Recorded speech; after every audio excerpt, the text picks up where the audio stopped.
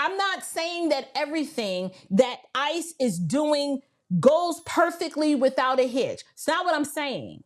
But I am saying that the left has a really bad habit of telling the version that best funds your outrage. So if you're low IQ naturally, you just gonna be mad. They out here arresting 5-year-olds. Your 5-year-old is next. Listen, if you're on TikTok, listen to these people talking about this issue. You got idiots like Ricky Smiley talking about they coming for the blacks. And I'm like, you know what? They need to come for you. They need to come for you. Just go right up to the radio station and snatch your dumb behind right up out the chair and detain you, not because you're an illegal immigrant, but just because you're stupid. That's what they need to do. These are the people out here that got the microphone, right, that people are listening to. I told y'all, if you listen to urban talk radio or urban morning shows on your way to work, you are dumber for it. Don't do it. It will kill your brain cells. You will not be able to think straight. I'm telling you, turn them off. Because he's out here suggesting, yes, you should listen to Joy Reid, because Joy Reid give you the cheat code, and really her and Rachel Maddow tell you what's going on. Anyway, I had a flashback. I covered that video of Ricky Smiley, and that's another reason how or explanation as to how the black community got here. Just weakness and cowardice and just stupidity. Anyway. Now, look. This right here is something I see constantly, not even just politics, messaging strategy, fear-based framing, end of the world language. You know how they do it. All rights disappear. Everything is gone. Everything on the left. That's how they scream it, right? And whether you agree or disagree, the key thing to notice is the emotional lever being pulled here. Because when people are activated emotionally, logic becomes secondary. I mean, like, it's almost non-existent at that point. And you're about to see how that emotional charge carries from studios into real-world behavior. Let's go ahead and start right here. All right, may I have your attention? At this time, you are officially trespassing. You are being detained.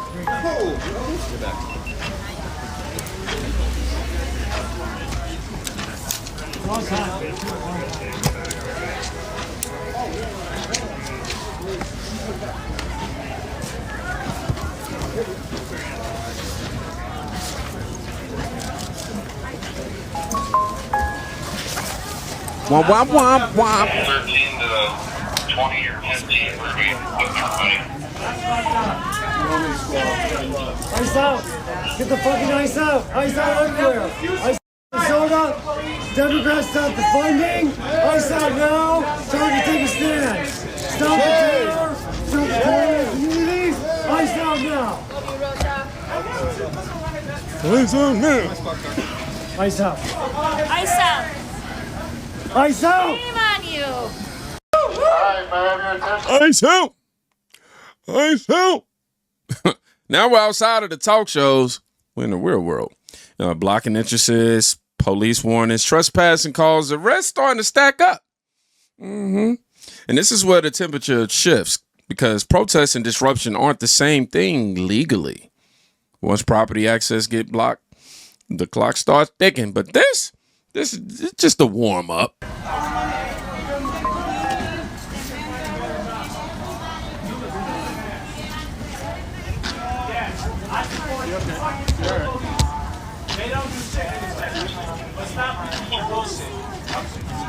The other one. 13 to 15 are we taking the group outside too that are still drinking? What does Target got to do with it?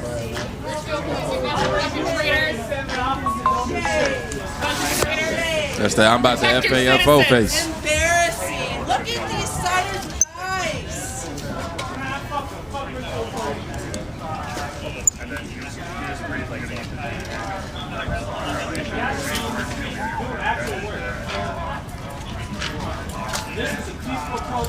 FAFO.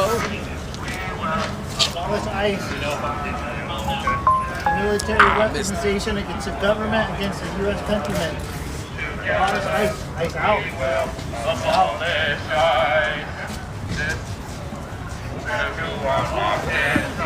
You are okay.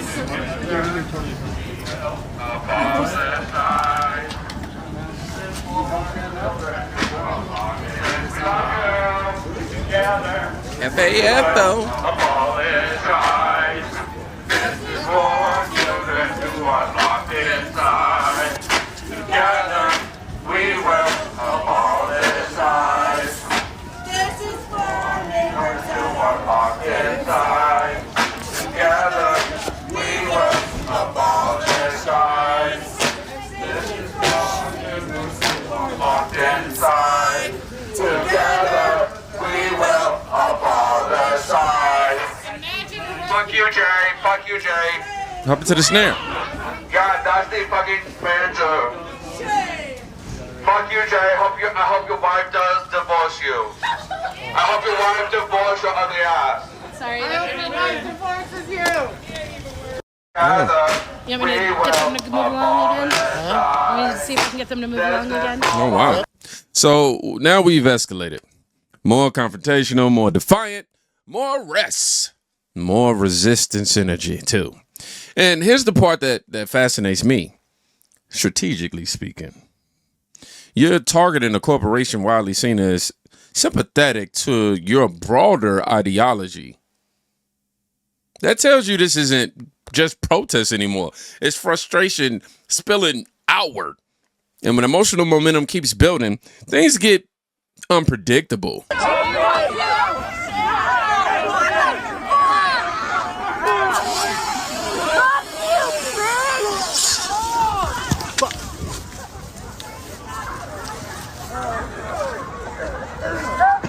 It's the music.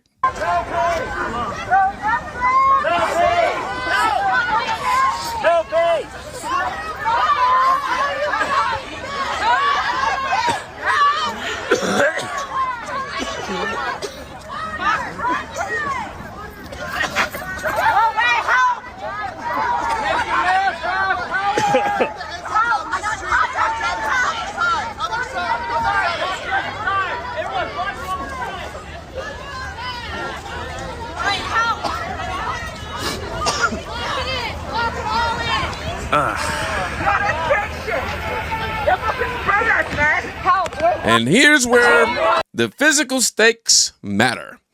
Crowd pressure, vehicle obstruction, commands ignored, force deployed. Now pause, because this moment right here, this is where narrative split depending on who's watching. One side sees excessive force, another sees enforcement of space and safety. Same footage, different interpretations. That division is fueling everything you're about to see next. All of a sudden, we stumble upon a whole bunch of kids. And I'm like, do your parents know that you guys are out of school? Somebody bumps into me. Do not interrupt. Somebody says like, you to me. I get my hair, it just turned violent. So fast, I get my hair pulled. I don't know which way is up. Get off of her. Get off of her. Get off of her. I knew that there were police officers there. I saw them just before. I'm waiting on them to come and rescue me from being assaulted. I'm like, how much longer is this going to be? I finally come to, I see a man. I was moved so far away from my friend. I see a man here. And I'm like, you have to help me. Wow. Pushes me into almost like a police officer. And I was like, what are you doing? I just got assaulted. What are you doing here? Why were you not helping me over there? He's like, come this way. I can't get involved right now. It's just too unsafe. We have backup coming to come and, shut this down. And I'm like, my head is spinning. I cannot believe what just happened. I still continue to feel unsafe because the police officer was telling me he can't do anything. He's waiting for backup. He did not do anything. He was just supervising. He was just there to say, you come sit over here and let's wait for backup. And I was like, where's your supervisor? He was the supervisor. These are a huge safety risk. These are not peaceful protests in any way, shape, or form. I was assaulted today from a peaceful protest. These should not happen.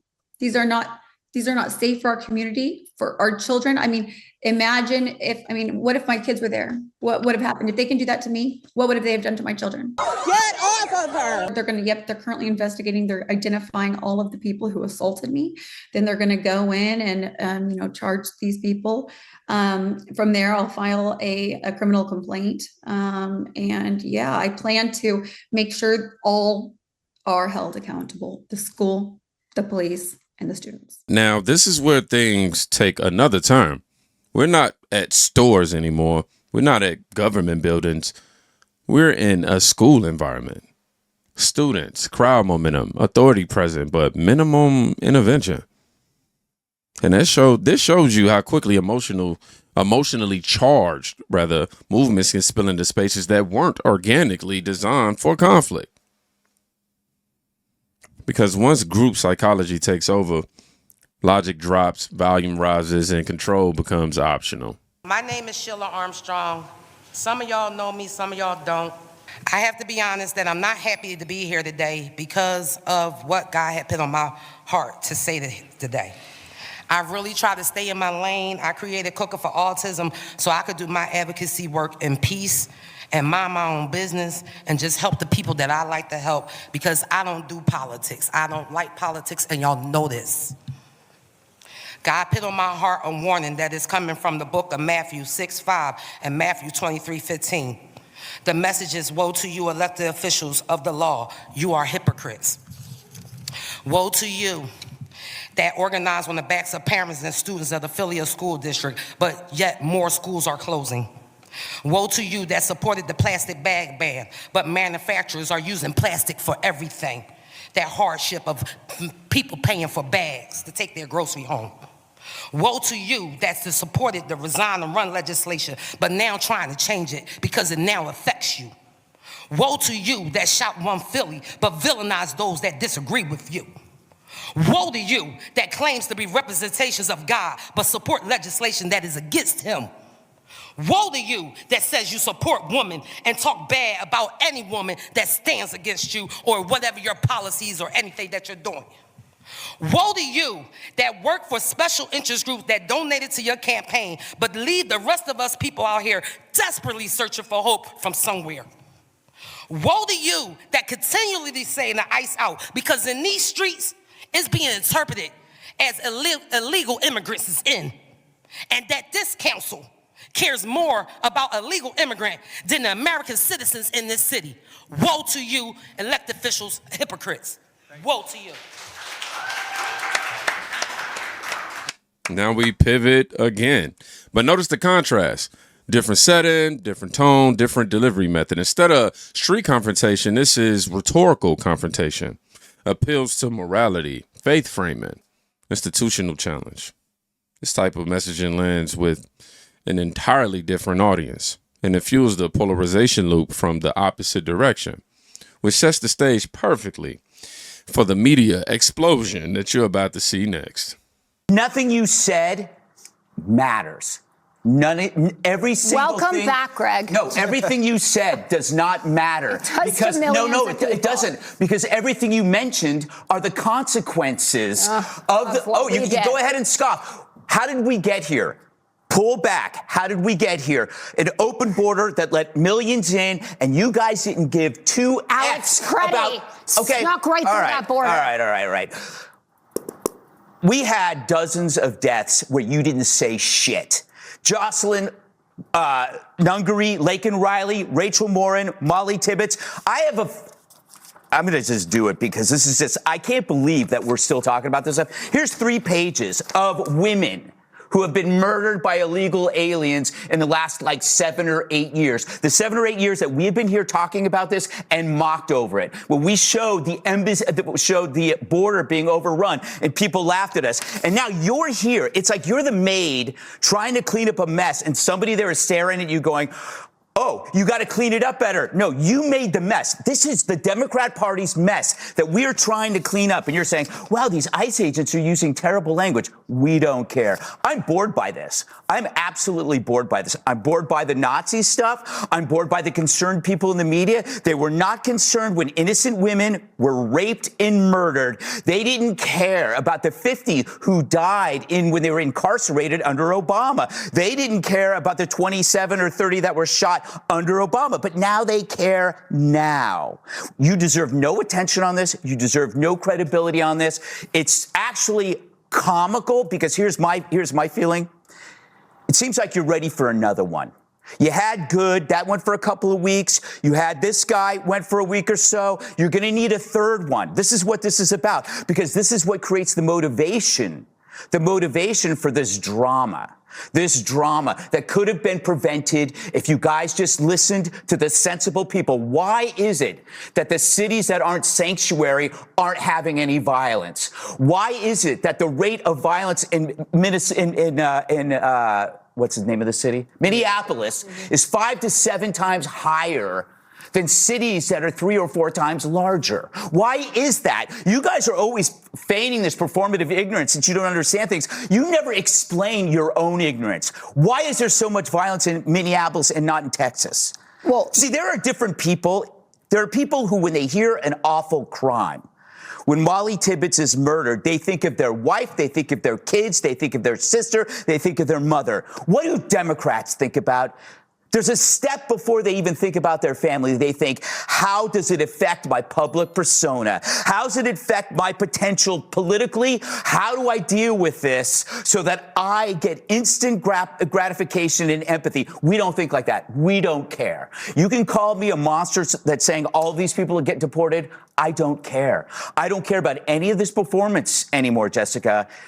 It's done. And you know what? Neither does Trump. People are voted for the law. They want the law. If you want to cry about murders and rapists, do it on your own time. Damn.